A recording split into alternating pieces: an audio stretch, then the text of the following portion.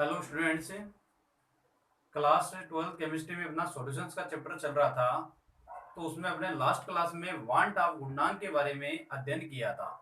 तो want of गुणनांक जो है उसके अपन ने डेफिनेशन में पढ़ ली थी, उसका फॉर्मूला क्या होता है और उसके कुछ परिस्थितियां पढ़ी थी, इसमें अपन ने आई के मान पढ़े थे। तो अपन एक बार वांट ऑफ गुणनांक की जो परिभाषा में एक बार आपको दोबारा बता देता हूँ क्या होता है। देखिए, वांट ऑफ गुणनांक जो है इसका अर्थ होता है अणु संघ के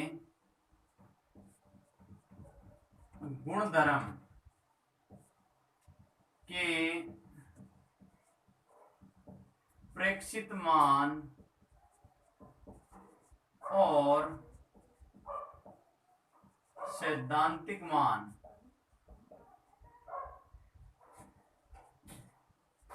के अनुपात को वांट हाफ गुणनांक कहते हैं। इसे आई से रिप्रेजेंट किया था हमने, इसे आई से प्रदर्शित करते हैं, इसे आई से रिप्रेजेंट किया जाता है। तो यहां पर इसका जो फॉर्मूला है आई इज इक्वल है अणु संघ के गुणधर्म का प्रेक्षित मान अपॉन अणु संघ के गुणधर्म का सैद्धांतिक मान। तो यहां पर इसका अपन ने ये फॉर्मूला पढ़ा था। तो यहां पर देखिए सैद्धांतिक मान और एक यहां पर है प्रेक्षित मान। प्रेक्षित मान में तो यदि कोई भी आपका पदार्थ है वो वियोजित हो जाएगा या समगुणित हो जाएगा, या वियोजन या समगुणन नहीं होता है, उसके आधार पर अपन ने वांट ऑफ गुणनांक की 3 स्थितियां पढ़ी थी, जिसे वो भी मैं एक बार रिपीट कर देता हूं। आई के विशिष्ट मान, आई के विशिष्ट मान। तो हमने यहां 3 कंडीशन पढ़ी थी। एक तो आई की वैल्यू पढ़ी थी एक कंडीशन में हम पढ़ा था आई की वैल्यू 1 से अधिक, और एक कंडीशन पढ़ी थी आई इज इक्वल 1 से कम। तो यहां पर बताया था मैंने न तो वियोजन और न ही समगुणन। यहां पर 1 से ज्यादा होता है तो यहां बताया था मैंने वियोजन, और यहां पर बताया था समगुणन। तो यहां पर मैंने 3 आपको बताए थे, यहां पर 3 लाइनें जो आप कंप्लीट लिखोगे। एक मैं आपको बार बार इस बात को कह रहा हूं यहां से कि आप जब भी आपकी क्लास स्टार्ट होती है तो अपनी नोटबुक और अपना जो पेन है वो साथ में लेकर बैठे, और साथ साथ में जो लाइनें कही जाती है, जो बोली जाती है, उनको आज कहा जाए कि इस लाइन को आप नोट करें, तो उसको आप नोट भी कर लिया करो। राइट है, जो पीछे अपन लिख लिया उसको दोबारा लिखने की वैसे जरूरत नहीं है, लेकिन जैसे अपनी नई क्लास स्टार्ट होती है उसमें जो भी टॉपिक्स बताए जाते हैं तो उसको जब लिखने के लिए कहा जाए तो उसको आप कंटिन्यू लिखते जाएं, तो उससे आपकी प्रैक्टिस अच्छी होगी और प्रिपरेशन भी तैयार अच्छी हो जाएगी। तो यहाँ पर जैसे अपन ने वांट ऑफ गुणनांक की सबसे पहले डेफिनेशन नोट करोगे आप, अणु संघ के गुणधर्म के प्रेक्षित मान और सैद्धांतिक मान के अनुपात को वांट ऑफ गुणनांक कहते हैं।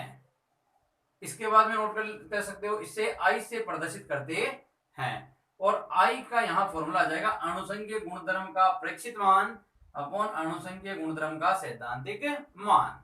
तो ये अपन ने कंप्लीट टॉपिक जो है लास्ट क्लास में लिख लिया था। इसके बाद में जैसे आई के विशिष्ट मान की 3 परिस्थितियों में आपको बताया था, यहां पर बताया था कि जब विलयन में विलेय पदार्थ का न तो वियोजन होता है और न ही समगुणन होता है। ये लाइन बताई थी लिखने के लिए मैंने आपको, जब विलयन में, दोबारा सुन लें, जब विलयन में विलेय का न तो वियोजन और समगुणन नहीं होता है तो वांट ऑफ गुणनांक का मान 1 होता है। सेकंड सेंटेंस, जब विलयन में विलेय का वियोजन होता है तो वांट ऑफ गुणनांक का मान 1 होता है। और थर्ड, जब विलयन में विलेय का समगुणन होता है तो वांट ऑफ गुणनांक का मान 1 से कम होता है। क्योंकि एग्जाम में भी आपको पूछा जा सकता है जब विलेन में विलेय का वियोजन होता है तो वहां टाप गुणांक का मान कितना होता है, समगुणन होता है तो वहां टाप गुणांक का मान कितना होता है, और वियोजन और समगुणन जो है नहीं हो तो वहां टाप गुणांक का मान कितना होता है। तो ये आपको कंडीशन जो है वो आपको पता होनी चाहिए।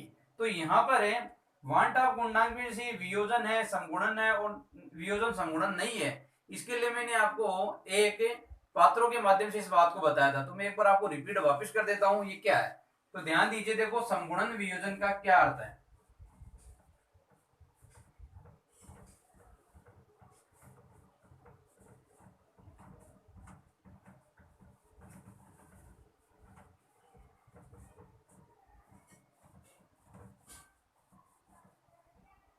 ध्यान दें आप, जैसे मान लीजिए एक पात्र है, इस पात्र में विलायक, इसमें डाल दिए विलेय, क्या मिलाया है, विलेय मिला दिया। अब विलेय अपन ने मिलाया, जैसे मान लीजिए विलेय के ये कण हैं, यहां विलेय के ये कण मैंने यहां नोट कर दिए। तो पहली स्थिति जब विलायक में विलेय को मिला रहे हैं तो विलेय के जितने कण हैं उतने के उतने कण हैं अंदर। भाई जितने कण से मान लीजिए यहाँ कण कितने हैं, 4, तो यहाँ अंदर भी कितने विलायक में विलेय कण कितने हैं, 4।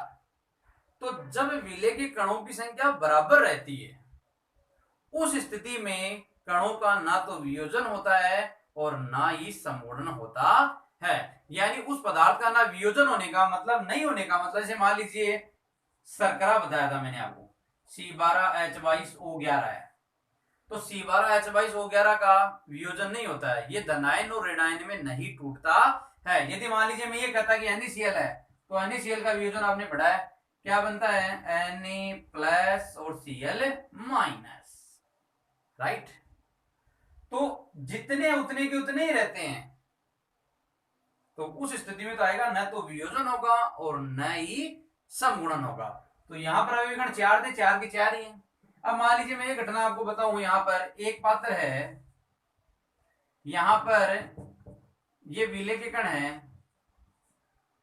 और यहां विलेय के कण हो गए दुगुने, ये दो, 4 थे और 8 हो गए। अभी भी कणों की संख्या में क्या हो गई, वृद्धि हो गई। जब विलेय के अभी भी कणों की संख्या में वृद्धि हो जाती है, देखो इस कंडीशन को डायग्राम नंबर 1 है, तो देखा न तो वियोजन और न ही समगुणन।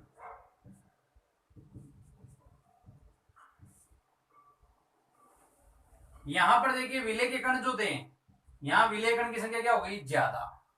ऐसी घटना होती है वियोजन। जब विलेय में विलेय के जो कण है उनमें भी कणों की संख्या में क्या हो जाए, वृद्धि, यानी वो क्या हो जाए, आयनों में टूट जाए। तो इसका जैसे मैंने एग्जांपल बताया, NaCl है, ये पदार्थ मिलाया, तो जैसे विलायक में मिला हो गया तो टूटेगा तो क्या बना देगा, Na+ और Cl-। पहले पदार्थ कितना था, 1, तो इनकी संख्या बढ़ गई, क्या इधर कितना हो गया, 1 और 1 2, तो अभी कण की संख्या क्या हो गई, बढ़ गई। और एक केस इसका आएगा जो मैंने आपको बताया था, लास्ट क्लास में भी बताई थी पूरी बातें, यहां पर अभी कण तो ये है ही, और ये अभी कण की संख्या यहां हो जाए, आधी हो जाए, कम हो जाए। भाई अभी कण 4 थे, कण कितने हो गए, यहां पर 2 हो गए, आपस में मिल जाएं, उस घटना को बोलते हैं समगुणन। उस घटना को क्या कहते हैं, समगुणन कहा जाता है। और समगुणन में जैसे अपने एग्जांपल जो दिया गया वो दिया गया एथेनोइक अम्ल का दिया अभी, एसिटिक एसिड। तो इस कंपाउंड में मैंने आपको बताया था एसिटिक एसिड में हाइड्रोजन बॉन्डिंग बनती है, और हाइड्रोजन बॉन्डिंग में क्या होता है, दो अणु जो होते हैं वो आपस में हाइड्रोजन बॉन्डिंग द्वारा मिलते हैं, और उनमें वन टाप गुणांक का जो मान है, जिनमें समगुणन होगा उनमें वन टाप गुणांक का मान हमेशा 1 से क्या होता है, कम होता है, राइट है। तो ये तीनों अपन ने घटनाएं वहां पर पढ़ी थी। जैसे एसिटिक अम्ल का वहां पर अपन ने पढ़ा था हाइड्रोजन बॉन्डिंग CH3C, 11th में भी अपन ने पढ़ा था C डबल बॉन्ड O और H, और इधर ये है CH3C डबल बॉन्ड O, ये O और H। तो यहाँ ये हाइड्रोजन बॉन्डिंग, यहाँ पर ये हाइड्रोजन बॉन्डिंग, राइट है। तो यहां पर देखो हाइड्रोजन परमाणु दो प्रबल विद्युत ऋणात्मक परमाणु के मध्य आ रहा है, हाइड्रोजन परमाणु दो प्रबल विद्युतऋणी परमाणु के मध्य आ रहा है। जब हाइड्रोजन परमाणु दो प्रबल विद्युतऋणी परमाणु के मध्य आ जाता है तो उस बंध का नाम क्या होता है? हाइड्रोजन बंध होता है। तो यहाँ पर हाइड्रोजन बंध होने के कारण दोनों क्या हो जाते हैं? आपस में मिल जाते हैं, और आपस में मिलने पर उनमें अवयव कणों की संख्या क्या हो जाती है? कम। और उस घटना को क्या नाम दे दिया? समगुणन नाम दे दिया। तो जब भी देखिए न तो वियोजन और न समगुणन है, तब तो वांट ऑफ गुणांक का मान कितना रहेगा? हमेशा 1। और जब वियोजन हो जाए तो वांट ऑफ गुणांक का मान 1 से क्या होगा? ज्यादा, और यहां पर हो जाएगा 1 से कम। तो ये था वांट ऑफ गुणांक के बारे में जो अपन ने लास्ट क्लास में पढ़ा था। आज हम क्या करेंगे? वांट ऑफ गुणांक और वियोजन की जो मात्रा है उसमें पढ़ेंगे संबंध। तो देखिए वांट ऑफ गुणांक और वियोजन की मात्रा में संबंध क्या है।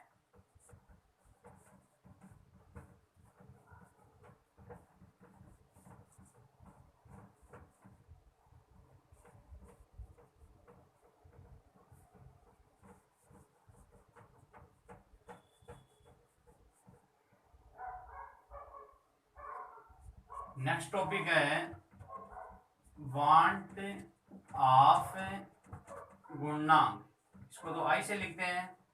वह वियोजन की मात्रा को लिखा जाएगा अल्फा में संबंध। वांट ऑफ गुणांक आई व वियोजन की मात्रा में संबंध है। तो वियोजन का मतलब मैंने आपको बताया था, विलायक में विलेय को मिलाते हैं तो उसमें अवयवी कणों की संख्या में क्या हो जाएगी? बढ़ती, यानी वो आयनों में टूट जाएगा। जैसे मान लीजिए जल में नमक को घोला तो नमक में Na+ और Cl क्या होता है? माइनस। तो जल में दो आयन बनेंगे, Na+ और Cl माइनस। तो आयनों में क्या हो जाएगा? वो वियोजित हो जाएगा, और वियोजित होने का मतलब अवयवी कणों की संख्या में क्या हो जाएगी? वृद्धि हो जाएगी। तो इसका जैसे एक देखो एक फॉर्मेट में इसका एक डेरिवेशन दिया गया है। वांट ऑफ गुणांक और वियोजन की मात्रा में संबंध का एक डेरिवेशन है। तो देखो कैसे बनाया हुआ है, ध्यान दें आप। माना कोई विलयन में विलय की जो ए मोल है, ये जो ए है और ए मोल जो है ये Na मोल में वियोजित हो रहा है। माना कोई पदार्थ ए है वो n मोल में क्या हो रहा है? वियोजित हो रहा है विलयन में। तो जिसे अपन लाइन भी लिखना चाहेंगे तो आप ये लाइन लिख सकते हो। माना किसी, ये लाइन आप नोट करेंगे भी, माना किसी विलयन में विलेय का ए पदार्थ Na मोल में वियोजित हो जाता है। अब वियोजित होने का मतलब क्या हो रहा है? वो टूट रहा है। अब जैसे इसकी घटना देखी जाए, इसके मोलों की बात की जाए, जैसे देखो प्रारंभ में मोल, प्रारंभ में मोल, जैसे प्रारंभ में इसकी मात्रा कितनी है? 1। देखिए इस पदार्थ को हमने यदि विलायक में नहीं डाला है तो इधर रिएक्टेंट से प्रोडक्ट वो नहीं बनेगा, यानी इसकी मात्रा क्या रहेगी? 0। देखो इधर वाला क्या होता है? अभिकारक, और इधर वाला क्या होता है? उत्पाद। यदि आपने विलेय पदार्थ को विलायक में नहीं डाला तो उत्पाद नहीं बनेगा, तो इसकी मात्रा पहले क्या रहेगी? 0। अब मान लीजिए जैसे इस पदार्थ को आपने विलायक में डाल दिया विलयन बनाने के लिए, तो इसके साम्य पर मोल क्या हो जाएंगे? साम्य पर मोल। अब देखो धीरे धीरे इसमें इसको मिलाएंगे तो इसकी मात्रा धीरे धीरे क्या होगी? कम। अरे भाई जैसे मान लीजिए एक पात्र है, इसमें जल लिया, अब जल में अपने को नमक डालना है, नमक हमने मिलाया नहीं, तो पदार्थ अपना क्या है? नमक है। इसको जल में नहीं डाला तो ये उत्पाद नहीं बनेगा। तो पहले इस नमक की मात्रा से मान लीजिए कितनी लिए पढ़ने हैं? 1। तो मात्रा कितनी है? 1। इसको जल में नहीं डाला तो ये मात्रा नहीं बनेगी, इसका वियोजन नहीं होगा, तो उसकी मात्रा क्या है यहाँ पर? 0। अब जैसे इस नमक को अपने किसमें डाल दिया? जल। तो धीरे धीरे नमक डाले तो नमक की मात्रा धीरे धीरे क्या होगी? कम। यानी नमक को जैसे डालोगे तो ये आयनों में क्या हो जाएगा? टूट जाएगा। तो इधर इसके मान में क्या आएगी? कमी। तो ये जो कमी आएगी उसी को क्या नाम दिया गया है? वियोजन। तो इधर तो कमी होगी, इधर धीरे धीरे क्या होगी? वृद्धि।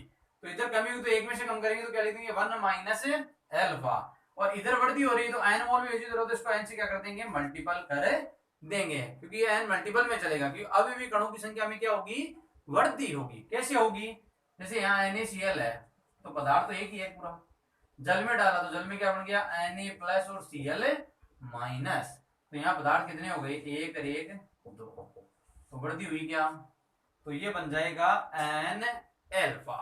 तो ये मोल कौन से हो गए, प्रेक्षित मोल, और ये कौन से हो गए, सैद्धांतिक मोल।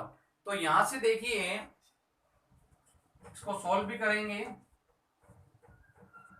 तो सबसे पहले इनको जोड़ लेते हैं, प्रेक्षित कुल मोल, प्रेक्षित कुल mole 1 minus alpha plus N alpha, ये है ना। फिर आ जाएंगे सैद्धांतिक कुल mole 1 plus 0 is equal 1। I का फॉर्मूला क्या पढ़ा अपन ने, प्रेक्षित मोल बटा सैद्धांतिक मोल। आई का फॉर्मूला क्या होता है, प्रेक्षित मोल बटा सैद्धांतिक मोल। तो आई इज इक्वल, प्रेक्षित मोल कितना है, 1 minus alpha plus N alpha, सैद्धांतिक मोल कितना है, 1। तो यहां पर इसको यदि हम सोल्व करें, थोड़ा सा ध्यान दें, सबसे पहले इसको सोल्व करोगे तो इससे 1 से मल्टीपल करोगे तो क्या हो जाएगा, I is equal 1 minus alpha plus N alpha, इस 1 को इधर लाए तो क्या हो जाएगा, I minus 1 is equal minus alpha plus N alpha. इसमें एल्फा क्या ले सकते हैं, कॉमन, तो I is equal alpha N minus 1, यही होगा। अब एल्फा का यदि फॉर्मूला बना तो ये इधर क्या है, गुणा में, इधर जैसे किसमें जाएगा, भाग में, तो एल्फा इज इक्वल क्या हो जाएगा, I minus 1 upon N minus 1। तो ये फॉर्मूला आ जाएगा वांट ऑफ गुणांक और वियोजन की मात्रा में संबंध का। तो यहां पर इसमें आपको क्वेश्चन सीधा भी आ जाता है एग्जाम में, वांट ऑफ गुणांक और वियोजन की मात्रा में संबंध स्थापित कीजिए, तो उसमें आपको ये डेरिवेशन जो है वो कंप्लीट लिखना पड़ेगा। तो सबसे पहले एक आप लाइन नोट करोगे इस डेरिवेशन के लिए, क्या लिखोगे, सुन लो उसको अच्छे से। मानना किसी विलयन में विलेय के ए मोल Na मोल में वियोजित हो जाते हैं। मानना किसी विलयन में विलेय के ए मोल Na मोल में वियोजित हो जाते हैं। उसके बाद में इक्वेशन आएगी, ए से क्या बनाया हुआ है, Na। अब इसके प्रारंभ में कितने मोल है, प्रारंभ में इसकी मात्रा कितनी है, 1 है। अब विलेय को यदि हम विलायक में नहीं घोलेंगे तो उत्पाद नहीं बनेगा, तो उसकी प्रारंभ में मात्रा कितनी होगी, 0। तो प्रारंभ में इसकी मात्रा कितनी है, 1, तो इसकी मात्रा क्या है, 0। अब जैसे ही विलेय को किसमें डाल देंगे, विलायक में, तो इसकी मात्रा में धीरे धीरे क्या हो जाएगा, ये पदार्थ वियोजित होगा। तो वियोजित होगा कितना हो रहा है, तो उसके मान में क्या आएगी, कमी। कमी को किसे लिख देंगे, वियोजन से रिप्रेजेंट करें, अल्फा। तो सामने पर मोल क्या लिख दिया, 1 माइनस एल्फा, और इधर क्या बन जाएगा, इधर जितनी कमी होगी इधर उतनी क्या होगी, वृद्धि। तो एन तो बन ही रहा है, तो इसको क्या कर दिया, एन एल्फा। अब टोटल करेंगे तो ये प्रेक्षित मोल है, तो प्रेक्षित होगा ये कर देंगे कुल mole 1 minus alpha plus N alpha. ये सैद्धांतिक प्रारंभ में जो मात्रा है वो सैद्धांतिक 1 प्लस 0 इज इक्वल, देखो सैद्धांतिक मोल, सैद्धांतिक मान वह मान होता है जिसकी वैल्यू जो फिक्स है, जो स्टार्टिंग में रहती है वो होता है, और प्रेक्षित वह होता है जिसको अपन सोल्व करने के बाद में, उसमें परिवर्तन के बाद में जो मान आता है ना, वो होता है प्रेक्षित मान होता है, और स्टार्टिंग जो मान होता है वो होता है सामान्य मान होता है। सामान्य मान को सैद्धांतिक मान कहते हैं, और उसमें परिवर्तन के बाद में जो मान होता है उसका नाम होता है प्रेक्षित मान भी बोल सकते हैं उसको, राइट है। सैद्धांतिक मान का एक नाम हो रहा है प्रायोगिक मान भी कहते हैं उसको। तो यहाँ पर इनका वांट ऑफ गुणांक की परिभाषा क्या थी, अणुसंख्यक गुणधर्म का प्रेक्षित मान और सैद्धांतिक मान का अनुपात बढ़ा था। तो अपन ने यहाँ पर फॉर्मूला लिख दिया, आई इज इक्वल प्रेक्षित मोल बट्टा सैद्धांतिक मोल। तो यहाँ प्रेक्षित मोल कितना, 1 minus alpha plus N alpha, और सैद्धांतिक मोल कितना था, 1। अब यहाँ पर इसको क्रॉस मल्टीपल करोगे तो कितना आ जाएगा आई। तो ध्यान दें यहाँ पर I is equal 1 minus alpha plus N alpha. I is equal 1 minus alpha plus N alpha. अभी इसको यहाँ पर मैंने इसको एक से मल्टीपल कर दिया है। अब यहाँ पर देखो एक इधर प्लस का इधर किसका हो जाएगा माइनस का, तो I minus 1 is equal minus alpha plus N alpha. तो यहाँ पर I minus 1 is equal alpha N minus 1 हो जाएगा, क्योंकि यहाँ एल्फा क्या ले लिया है, कॉमन ले लिया है। तो एल्फा यहाँ कॉमन लिया तो कॉमन लिया तो लिख दिया अपन ने, तो यहाँ क्या बचेगा एन माइनस 1 है। अब इसको देख लो गुणा कर लो, अब एल्फा एन होगा और इसको एल्फा को माइनस 1 से करो तो माइनस का एल्फा। अब एल्फा की वैल्यू निकाल रहे तो ये गुणा में ज्यादा किसमें हो जाएगा भाग में। तो फॉर्मूला क्या बन गया alpha is equal I minus 1 upon N minus 1। तो ये है वांट ऑफ गुणांक और वियोजन की मात्रा में संबंध। अब इसी से रिलेटेड एक टॉपिक और रहेगा वांट ऑफ गुणांक आई और समगुणन की मात्रा। तो यहां पर अपन पढ़ेंगे हम समगुणन की मात्रा में संबंध।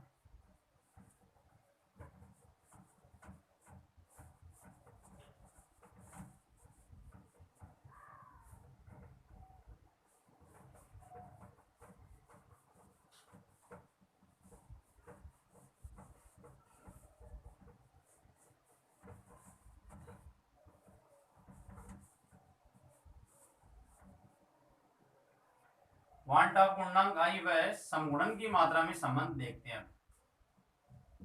समगुणन को भी किसे लिखेंगे, एल्फा से क्या करेंगे रिप्रेजेंट करेंगे। तो यहां पर देखिए इसमें भी कंडीशन वही है, मानना कोई विलयन है उसमें ए पदार्थ है और ये एन ए पदार्थ जो है ये समगुणित होता है ए एन में। अब समगुणन का मतलब मैंने आपको बताया था अब भी कणों की संख्या में क्या आएगी कमी आएगी। जैसे वहां पर कण कितने बताए थे 4 बताए थे, डायग्राम के माध्यम से बताया था आपको कण 4 थे। जैसे विलायक में बोला तो उसके भी कणों की संख्या में क्या हो गई आधी हो गई, कम हो गई। तो उसमें हाइड्रोजन बॉन्डिंग का कारण होता है। तो यहां पर देखिए फर्स्ट लाइन आपकी आ जाएगी, माना किसी भी विलयन में Na मोल An में समगुणित हो जाते हैं। अब इनके प्रारंभ में जो मोल रहेंगे वही घटना है, प्रारंभ में मोल, प्रारंभ में वही मात्रा कितनी रहेगी 1। तो ये इसको नहीं बोलेंगे विलायक में तो इसकी मात्रा क्या रहेगी 0। अब साम्य पर क्या हो जाएगा, साम्य पर मोल, इधर इसमें क्या आएगी कमी तो 1 माइनस एल्फा और इधर क्या हो जाएगा ये नीचे लिखा हो तो उसको क्या लिख सकते हो एल्फा अपॉन एन। अभी भी कणों की संख्या को यदि कम करना है तो उसको एन से क्या करना पड़ेगा, यहाँ पर ये इधर उधर नीचे जाएगा तो किसमें जाएगा अपॉन भाग में चला जाएगा। तो उसको क्या लिखा जाएगा एल्फा अपॉन एन। देखो वियोजन में अपन ने लिखा था एन एल्फा, एन से मल्टीपल करेंगे तो अभी भी कणों की संख्या में क्या हो जाएगी वृद्धि, और यहां पर इसको डिवाइड कर देंगे तो क्या हो जाएगा अभी भी कणों की संख्या में कमी हो जाएगी। तो उसको लिखा एल्फा अपॉन एन। तो यहां पर देखो समगुणन हो रहा है, तो यहां पर देखो ये प्रेक्षित मोल और सिद्धांतिक मोल। तो पहले लिखेंगे प्रेक्षित कुल mole 1 minus alpha plus alpha upon N, और यहां जाएंगे सैद्धांतिक कुल mole 1 plus 0 is equal 1। I का फॉर्मूला क्या पढ़ा था हमने, प्रेक्षित मोल बटा सैद्धांतिक मोल, ये आई का फॉर्मूला। यहां पर इसका सॉल्यूशन लिखते हैं हम। तो यहां पर ध्यान दें आई इज इक्वल प्रेक्षित मोल कितना है total 1 minus alpha plus alpha upon N, और अपॉन में कितना जाएगा 1। इसको वही गुणा करोगे तो क्या जाएगा I 1 minus alpha plus alpha upon n.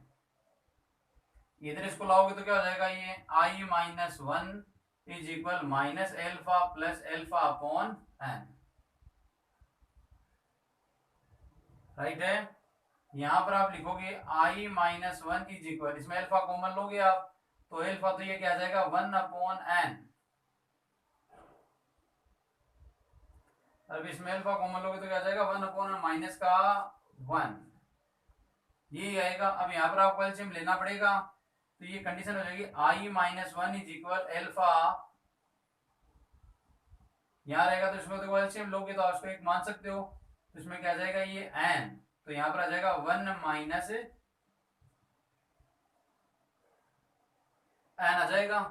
अब यहाँ पर देखो इसका यदि आप सॉल्यूशन लिखो तो यहाँ पर ये सर अपॉन में तो इधर क्या हो जाएगा, ये गुणज में हो सकता है, तो उसको क्या लिख सकते हो n I minus one is equal alpha one minus n. भाई यहाँ इसका एलसीएम लिया तो ये लिख सकते हो आप, एलसीएम लिया है तो उसको एक मान सकते हो यहाँ पर, तो यहाँ क्या हो जाएगा one minus n upon n. अब यहाँ अपॉन में तो इधर है किसमें जाएगा गुणज में, तो यहाँ होगा n I minus one is equal alpha one minus n. तो एल्फा बराबर लिखें तो ये फॉर्मूला क्या बन जाएगा आई माइनस वन एन, इधर आगे लिख दो इधर लिख दो एक ही बात है, और ये हो जाएगा वन माइनस एन। ये हो जाएगा वांट ऑफ गुणनांक और समगुणन की मात्रा का संबंध हो जाएगा। तो यहां पर इसको दोबारा देख ली, सबसे पहले लाइन क्या लिखोगे, मानना, सबसे पहले लाइन लिखनी है आपको, मानना किसी विलयन में Na मोल An में समगुणित हो जाते हैं। समगुणित का मतलब कणों की संख्या में कमी हो जाना। तो प्रारंभ में मोल वही कितने इसके एक, इसको नहीं मिलाया तो मान क्या रहेगा जीरो। साम्य पर जैसे इसको मिलाओ इसके मान में क्या आएगी कमी, दोनों क्या होंगे समगुणित, तो साम्य पर मोल वन माइनस एल्फा, इधर कमी करोगे तो एन से क्या कर दोगे इसको, इधर आएगा तो ये डिवाइड में जाएगा, तो एल्फा अपॉन एन, प्रेक्षित कुल mole one minus alpha plus alpha upon N, total कर दिया इसका प्रेक्षित मोल का। सैद्धांतिक कुल mole one plus zero is equal one. I का फॉर्मूला क्या था परिभाषा के अकॉर्डिंग, प्रेक्षित मोल बटा सैद्धांतिक मोल। तो यहाँ पर अपने प्रेक्षित मोल अपॉन सैद्धांतिक मोल लिख दिया। आई इज इक्वल यहाँ लिखा तो क्या हो गया one minus alpha plus alpha upon n,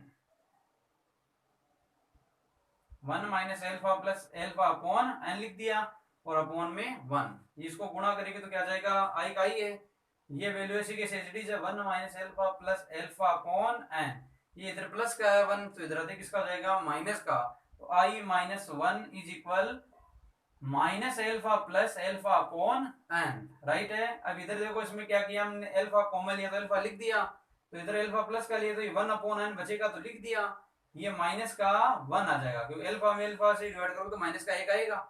अब यहाँ पर देखो आप ये आई माइनस वन एचडीज है इज इक्वल एल्फा का एल्फा लिख दिया, इसमें एलसीएम क्या आ गया एन, तो एन लिख दिया, यहाँ पर क्या आ गया इसमें एन से एन डिवाइड करोगे तो वन आएगा, तो वन माइनस एन, इधर ये अपॉन में इधर इसमें हो जाएगा गुणा में, तो लिख दिया एन आई minus one upon alpha one minus N, alpha का फॉर्मूला होना तो इसमें चला जाएगा डिवाइड में, तो alpha is equal I minus one गुणा में एन है ये अपॉन वन माइनस एन।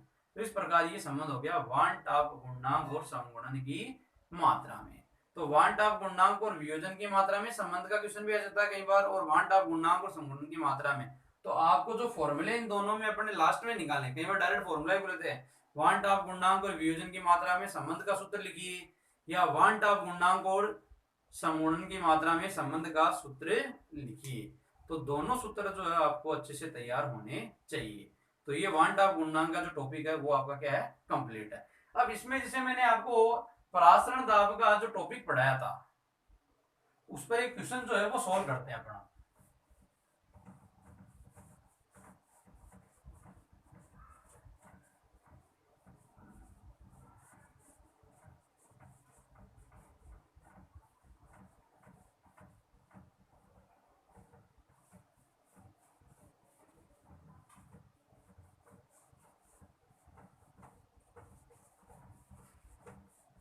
परासरण दाब का जैसे अपन ने एक फॉर्मूला पढ़ा था pi is equal c r t, pi is equal c r t, उस पर एक न्यूमेरिकल है वो सोल्व करते हैं। देखो तो न्यूमेरिकल जो है एग्जाम में जो बोर्ड में सीनियर बोर्ड में केमिस्ट्री के पेपर में 2 मार्क्स के 3 न्यूमेरिकल तो आते ही हैं, तो न्यूमेरिकल भी आपको अच्छे तैयार होने चाहिए, साथ साथ जिस चैप्टर में भी न्यूमेरिकल आ रहे हैं उनको साथ साथ आप क्या करेंगे तैयार करेंगे। तो यहाँ पर देखिए एक न्यूमेरिकल लिखता हूं, 27 डिग्री सेल्सियस से ताप पर यूरिया के m/10 विलियन का परासरण दाब ज्ञात कीजिए। ये बुक्स में भी आपको मिल जाएगा, तो बुक्स में भी आप देख सकते हो वहां पर। और यहाँ पर आर की वैल्यू जो दी हुई है 0.0821, ये वैल्यू इसमें आपको दी हुई है। आर की वैल्यू दी हुई 0.0821। अब यहां पर देखिए इस क्वेश्चन में पाई का जो फॉर्मूला पढ़ा था, पाई इज इक्वल CRT पढ़ा था। अब यहाँ पर देखो सबसे पहले सी की जो वैल्यू है, सी की वैल्यू सांद्रता जो है, मोलरता जो है, तो मोलरता अपन ने पढ़ी थी। मोलरता किसको रिप्रेजेंट करती है? सांद्रता की इकाई को रिप्रेजेंट करती है। तो यहाँ पर दिया हुआ है m/10, तो इसको आप ये भी लिख सकते हो 1/10। तो सांद्रता को रिप्रेजेंट करेगा, उसको लिख दिया 1/, जैसे कोई भी क्वेश्चन आ जाए आपके m/10 दे सकता है, m/20 दे सकता है, m/100 दे सकता है, m/200 दे सकता है, या मोलरिटी भी दे सकता है, मोलेलिटी भी दे सकता है, फॉर्मेलिटी भी दे सकता है। तो उसको इस प्रकार रिप्रेजेंट करोगे आप। R की वैल्यू दी हुई है, यहाँ पर T की वैल्यू 27 डिग्री सेल्सियस है, तो केल्विन में बदलोगे तो 273 + 27, तो ये हो जाएगा 300 केल्विन। तो पाई का जो फॉर्मूला है CRT, तो पाई इज इक्वल 1/10 इंटू 0.0821 इंटू 300। इसको अपन क्या करेंगे, सोल्व करेंगे। तो इसको मल्टीपल करोगे इससे, और इससे 10 से क्या करोगे, डिवाइड करोगे, तो इस वैल्यू का आंसर आएगा 2.46 वायुमंडल। ये इसका आएगा आंसर। ये क्वेश्चन बोर्ड एग्जाम में भी आया हुआ है, तो इसको आपको ध्यान रखना। फॉर्मूला यदि आपको अच्छे से तैयार है, तो फॉर्मूले में आपको क्या करनी है, वैल्यू जो है वो वैल्यू क्या करनी है, पुटअप करनी है, जिससे आपका आंसर आ जाएगा। लेकिन फॉर्मूला यदि आपको तैयार नहीं है, तो आपका आंसर पॉसिबल नहीं। लेकिन आपको कंडीशन जो बताई है, आपको वैल्यू वगैरह जो है वो आपको पूरी कंप्लीट पता होनी चाहिए। तो ये हो जाएगा प्रासरण दाब का न्यूमेरिकल हल हो जाएगा। तो यहाँ पर अपन ने आज जो टॉपिक पढ़ा है वो पढ़ा है वन टाप गुणनांक का जो अध्ययन किया है वो अपन ने कंप्लीट कर लिया है। इसके बाद में कल इसका कुछ जो थोड़ा मैटर और बचा है, चैप्टर नंबर 2 का थोड़ा मैटर जो बचा है, प्रासरण दाब के दो तो नियमों के बारे में अपन कल चर्चा करेंगे। प्रासरण दाब के जो नियम है, वन टाप बॉयल नियम पढ़ेंगे, वन टाप का एक दाब का नियम पढ़ेंगे कल, और इसमें कुछ छोटी छोटी जो बातें बच गई है वो कल अपन कंप्लीट नेक्स्ट क्लास में इसको करेंगे। एक मुख्य बात आपको बार बार कही जा रही है, जो भी आपको पढ़ाया जा रहा है इन ऑनलाइन क्लासेस के माध्यम से, इनको जो भी कैंडिडेट लेट क्लास ले रहे हैं, तो जो पीछे की वीडियो जो भी बनाए हैं उनको बार बार आप देखें, समझें उनको, और उनको जितना ज़्यादा आप रिटर्न में लिखोगे, लिखकर जितनी प्रैक्टिस करोगे, उतना ही आपका जो टॉपिक है वो अच्छे से प्रिपेयर होगा। तो नेक्स्ट क्लास अपनी अगली क्लास जो है अपन कल करेंगे। Thank you.